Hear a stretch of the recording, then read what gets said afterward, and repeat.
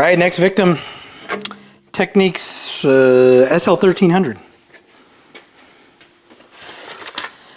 Now I've looked at this one, and what is going on with this turntable is the speed controls are not responding. So this is a new one. So I'm going to plug this in, and they're probably just dirty, but they're not responding as they should. I believe I tested this for sound, but I'm going to do that again in the video just to make sure. I've been through a lot of turntables lately. So I'm going to try to capture this. I probably won't do a very good job. So let me turn this light off. Okay, so it's running. So it's on 33 right now. And if I move the dial, the 33 pitch control, nothing is happening. The speed is not changing. Oh, there it is a little bit. So I think that's just a dirty control. And it was the same with 45. Like 45, it doesn't seem to have any effect. So I think those are just super dirty. So we're going to clean the controls on this first, see if that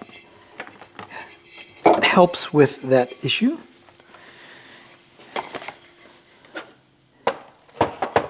And then we'll figure out what else may need to be done on this turntable. Check it for sound and all that stuff. So, lots of screws on a Technics.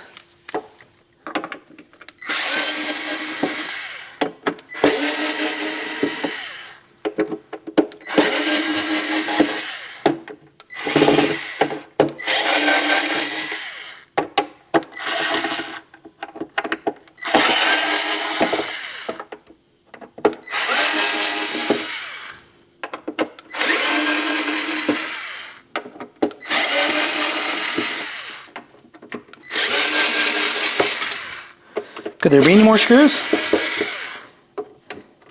I guess there could be. I think I got them. Yeah, looks like I got them all.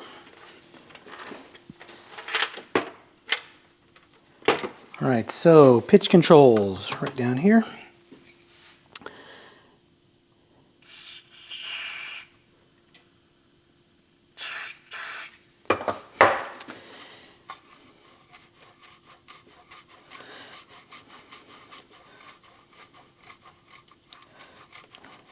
And what I like to do is just, 20, 30 times.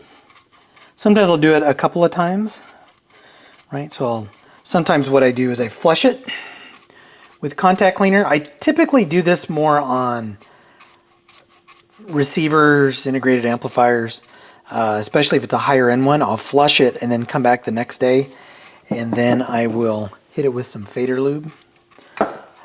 Sometimes on turntables I'll just use that WD-40 contact cleaner, right? Because someone's going to say, don't use WD-40. It's contact cleaner. Don't worry. I'm not spraying WD-40 in these pots.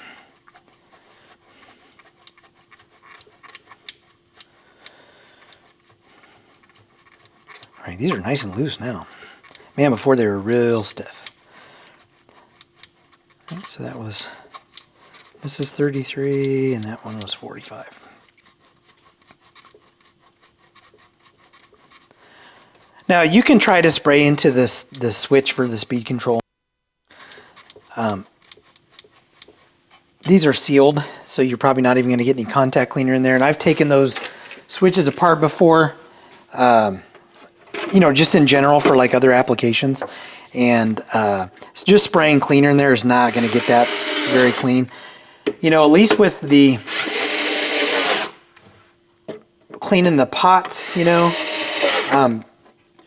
I think it's more effective than trying to clean a switch, right? If you're not going to disassemble it.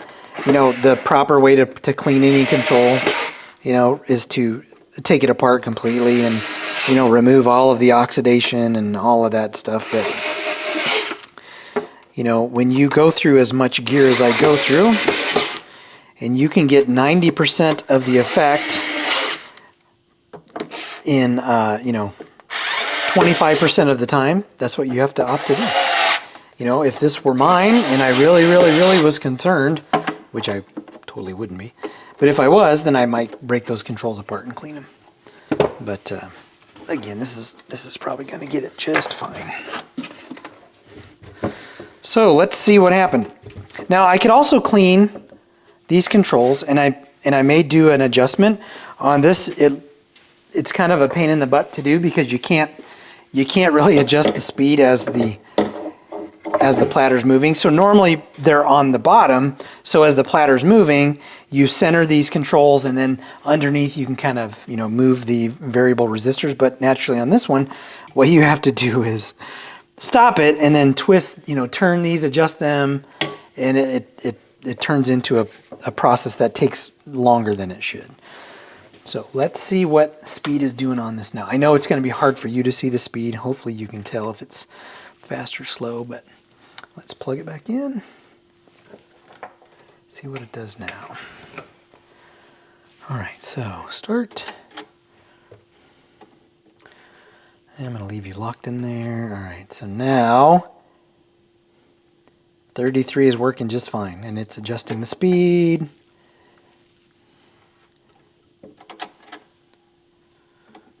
You know, let me just put this up so I make sure it doesn't shut off.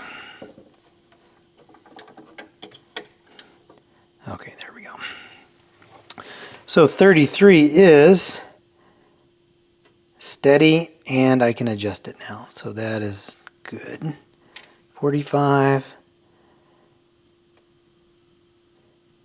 is the same, and 45. All right, 45 I need to adjust. Let me make sure. 45. Oh, 45 is up on the top.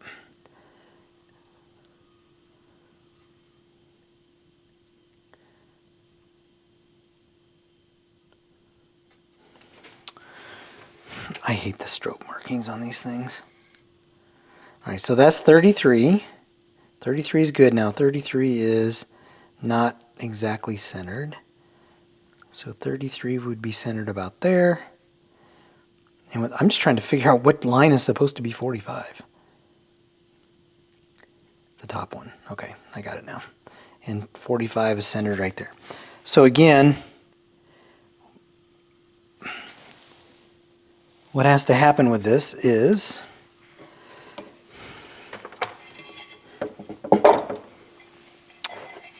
first I'm going to spray a little bit of contact cleaner down on these variable resistors. And then what you do is kind of work them back and forth, knock some of that oxidation off. 45 is the one on the right, 33 is the one on the left. I'm going to center-ish them.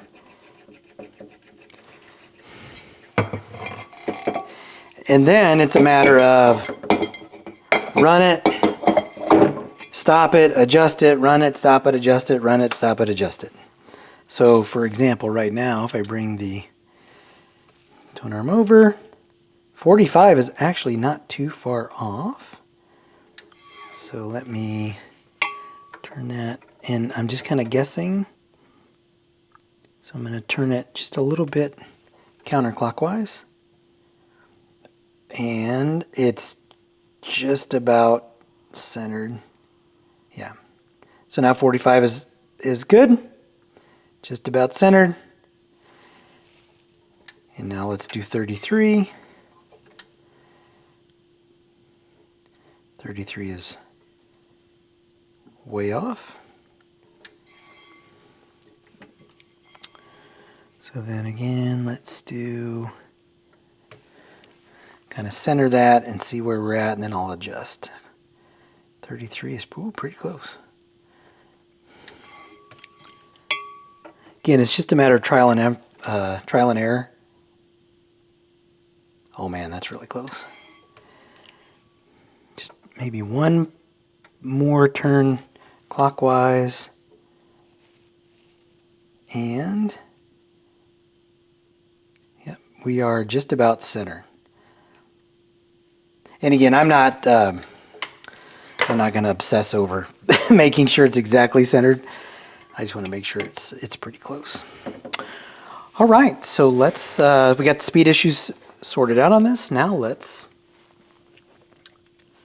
give it a sound check. All right, so turn on, see if I get any hum. No hum. I don't know if this has a muting circuit or not. I also don't know the status of the stylus. Looks like it has a tip there. I'll have to look at it under my microscope, see if it's one I want to keep on this. It's actually a Shure, what is this? It's a Shure, oh, Realistic R47 EB, which is a Shure some model. I don't know. Decent Shure cartridge. And I'm just cleaning it off with the magic eraser real quick because I just want to check for sound. Let's see what the tracking is set at. I normally, if I don't know, I normally go for 1.5 grams.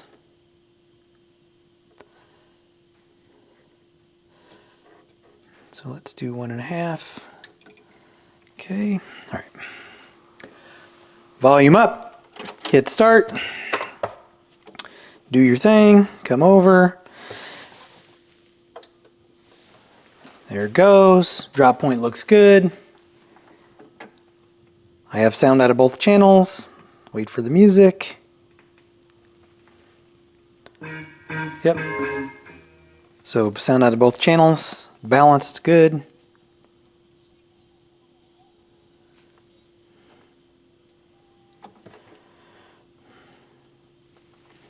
And it picks up at the end. That was a nice quick one. Not too tricky on this Technics SL 1300. Stop. Stop. Oh, do we have something else we have to figure out? Oh, that's right, on this. There's something underneath that is probably some hardened grease. I forgot about that. So it doesn't want to shut itself off at the end unless I move the tone arm. Totally forgot about that. A lot of times when I'm working on gear, if I'm not gonna work on it that day so for example, the last 3 weeks, we got like 30 pieces of equipment in. 7 sets of speakers, actually 9 sets of speakers, half a dozen turntables. It's been crazy. So when I unload the stuff from my vehicle, I do a triage so I know which I can work on, get out quickly, and which I have to, what pieces I have to look at. So when I do that, normally I'll take a sticky, write on the sticky what's going on, for when I come back to it. I did not on the 2 turntables I just did. So that's why I forgot that I had that issue. But I'm guessing there's a slight adjustment or some hardened grease that's preventing this from shutting itself off. So let's see.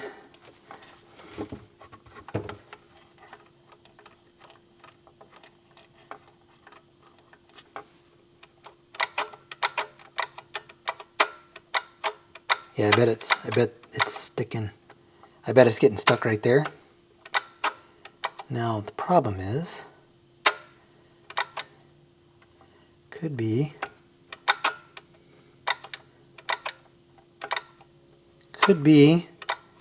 dried grease.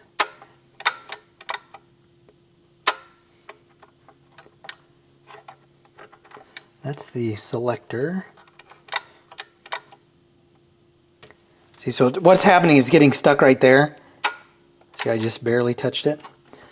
But I don't think it's an issue of grease underneath here, but I will put some lithium grease if I can pull this up high enough to get some under there. I'll put a little bit of lithium grease underneath that just to be sure that it's moving freely. Again, I don't think that's causing the issue, but it's not going to hurt anything to put a little bit down there. So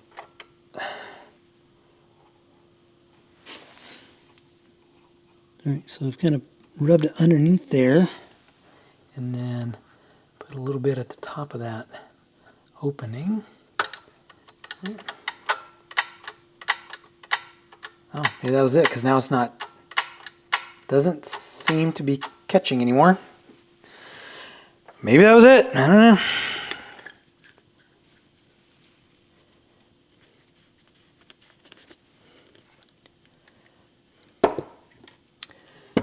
All right. So let's see if that got it. I need to find. Oh, there it is. I need to find the E-clip. Sometimes I've noticed the E-clip will stick to my finger, and I won't know that it's there, and I'll think that I put it down, and then it actually stays stuck to my finger and drops somewhere else. So let's see.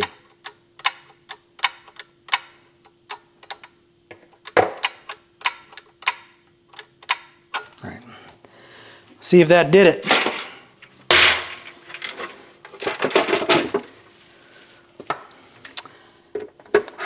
Hopefully that got it.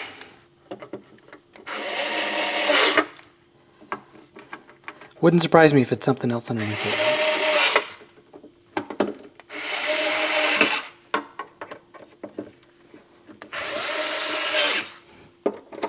What I like about these Technics turntables is they are very, very, very reliable tables. I think they're amongst the most reliable.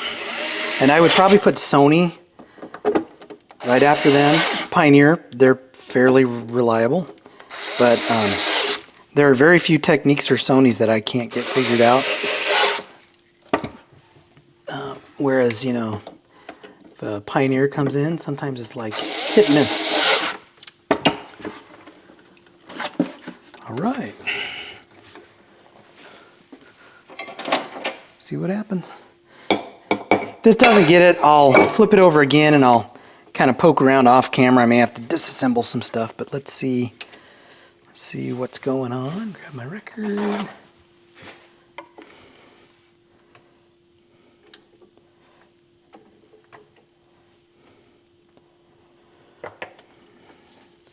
And shut yourself off. And shut yourself off. And no. I mean, just moving that a little bit frees that up. So I'm going to have to do some poking and prodding underneath here to see if I can figure out exactly what's getting stuck. But I'm sure it's probably a lubrication issue. I will see if I can figure that out. And report back to you. Let you know what it was. Hopefully it's not anything too tricky. All right. Got it. Now, I wanted to test it to make sure it shuts off a couple of times. And I'll tell you what it was. And I'm not going to take the bottom off again because it's kind of a pain in the butt. But so when I had it over, right, upside down, that big white gear in the middle had some dried grease on it. So what I did was I removed the E-clip from the top. I cleaned off all the old hardened grease, re-greased both the pivot, like the spindle that it sat on, and then I actually re-greased the little arm that traced it on the outside. It was just getting stuck. It was sticky enough, just sticky enough to where it would stick just a little tiny bit. But since I did it, right, I've done it, 3 or 4 times, and it shut off right away. So I'm confident in saying that the return issue has been resolved. So sorted out speed issues, sorted out the getting stuck on repeat issue. Turntable sounds good. I need to finish the cosmetic cleanup on it. I'll save you that. No need to record that. I'm just going to clean off the dust cover, maybe buff it out, but I think you can imagine what this thing will look like once it's cleaned up. So that was it for the Technics SL 1300, right? With the speed issues and the sticky arm. So as always, if you like what you see, like and subscribe. Catch you in the next video.